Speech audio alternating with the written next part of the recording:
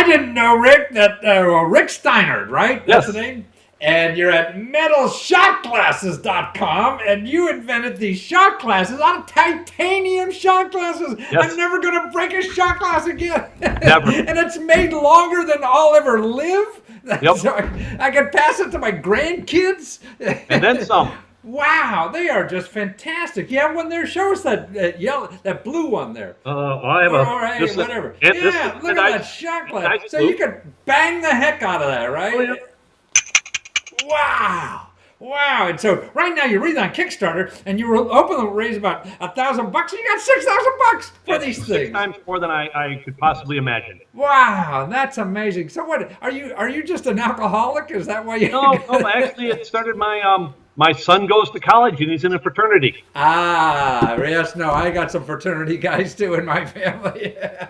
And then he said, he was just, Dad, do you think there's any, college young men that would drink alcohol out of a bottle or out of a glass? He said, you should make these.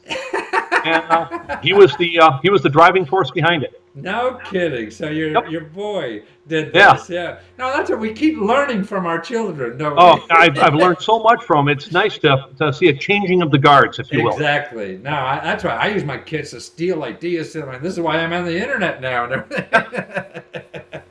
All this kind of. So your boy saw you. So you're really a machinist kind of guy. I mean, I'm a machinist by trade. Been doing this 37 years now. Wow. So Starting to get the hang of it. Right, 37 years, and you were doing like metal tires for toys. Yeah, I was making wheels for remote control cars. Ah, not tires, the wheels, right? Yep, make the wheels for them. Yep. You're in Detroit area, so you know more about the difference between wheels and tires. Well, the tires are rubber part. Right. See, us urban guys, Yeah.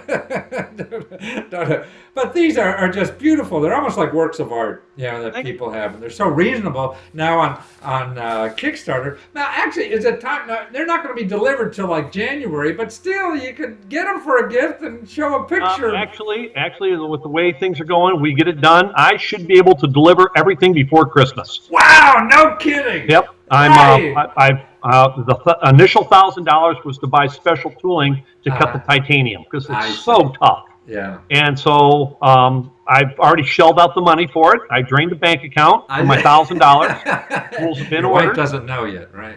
Yeah. Well, actually, she does. That was a hard one. But she says you're counting your chickens.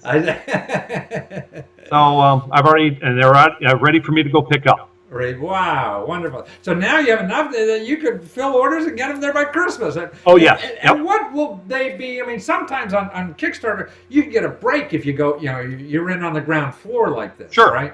I started with that. I did the first round. Uh-huh. So there was a deal on that. And then after that, we call it, first in line, and then we did second round. I see, second round. And so that's a little more expensive. So it's a little more expensive because I really cut it to the bone. For just the raw titanium itself, they're $27 for 2 inches of raw titanium. Wow. Just for it alone. Wow, just a lump of stuff. Just a piece of titanium, yes. Wow. So and you're selling it on Kickstarter for how much? $74 for one, and they're at $84 now. $84. And then when they go public, like when Kickstarter's over, and next year when you're in Macy's department store and all this kind of stuff. By then I'll have the production down, and I think I can be able to lower the price once I get all the bugs worked out of it and actually get into the flow. I see. Right. I'll be able to get the price down, and nobody else is doing it, but I'm not real greedy. I want people to be happy with the product. Yeah, why not? But actually now, nobody else is going to see this for a long time yet. So you really have to get this now. Yes. Nobody's going to have a nice green and red and blue titanium shot glasses, right? Well, no, the colored ones are actually aluminum. I see. I would know the difference. Yep. And then the titanium ones are silver. And then I'm doing a heat color. A heat one. Oh, that's what you were showing. Oh, yeah, that's wonderful. It's done with a torch. Yeah. Wow. And you heat this up to 1,200 degrees or so, and this is natural coloring that titanium does. Wow. I mean, you pull that out to a party, man, they're going to be really impressed. Yes. Well, we've my neighbors have tested it very well, and it doesn't leak. You better try it again just to make sure. Again, definitely. And the best part is titanium. You use titanium in your body if you have a pin or a hip or something like that. There's no taste difference. It's just like glass. Right. Yeah, but it won't break on you, right? It won't. And literally in 500 years, it'll look just like it does today. So eventually, though, you're looking to get these monogrammed for people and all this kind of stuff. Already hooked up with a company that does laser engraving. They can do 3D laser. Wow. So I don't even, I don't have to rotate the part as we laser engrave. All right. It'll just. So this will be like next Christmas. People come to you and get them with their fraternity symbols on there, and get a couple dozen of these things to give out to all the frat guys.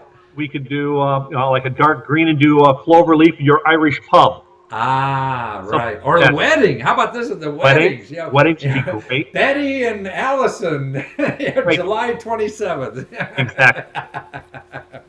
Wow. That is. I mean, I just think these are superb. And I think of it as art. I mean, you're really an artist. You're not a mechanic. Well, look at some of the metal sculptors, and all real artists they have going on in the brain because they see something they create. They are I'm an artist, but I just in metal, not with a paintbrush. I see. You could probably get paid more by being a metal guy than an artist. I'd probably do better with a paintbrush. I could do the barn. That's about it. Well, this is just wonderful, Rick, and it's so good. Now, why did you choose Kickstarter? I mean, was it difficult to get on there, or what? No, I had a friend of mine out in Iowa who used Kickstarter, and it was just word of mouth. He said, "Try this." No kidding. There's several crowdfunding sites, and I don't know any better, so this is my first venture. Now, you're not a geeky guy. You don't hang around computers all day, right? No, I'm a gearhead. Right, a gearhead. So was it hard for you to figure this out, to get on Kickstarter? Yes, it was terrible. If it wasn't for my son.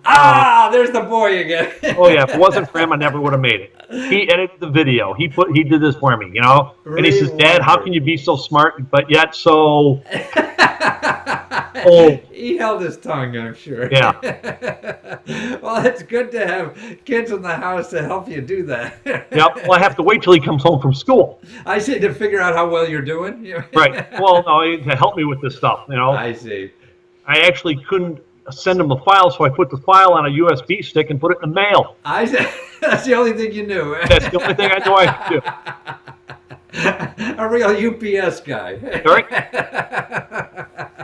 Dad, what are you sending me? I says, I'm sending you the file. He said, Dad. Well, that's a generation difference. Yep. Well, that's wonderful. So and you got the money. So I mean, like in a month, you got all that money and making it happen, right? Yep. Before you did your other ventures, I mean, how did you finance the other ventures? The other one, I did it all on my own. Really? And I spent a lot of money, and it didn't go well. And that's probably like a lot of people will, that's the beauty of Kickstarter. Because you make a prototype, and your prototype doesn't have to be perfect, but it gets the idea across and spend all the money. With my other one, I manufactured a die. I had it heat treated. I had it ground. I bought material. I had all the stuff done, and I had pieces ready to go. And I had spent thousands and thousands of dollars, and the market wasn't ready for it. So that was like, this is not the way to do it. And so this other one I made two out of titanium. I made 3 out of brass, 1 out of stainless, and about 20 out of aluminum. Mm-hmm. And it was actually made from material I had left laying around the shop. And then I had to get them anodized, and then we're building a website, and then the Kickstarter. So I don't have very much into this.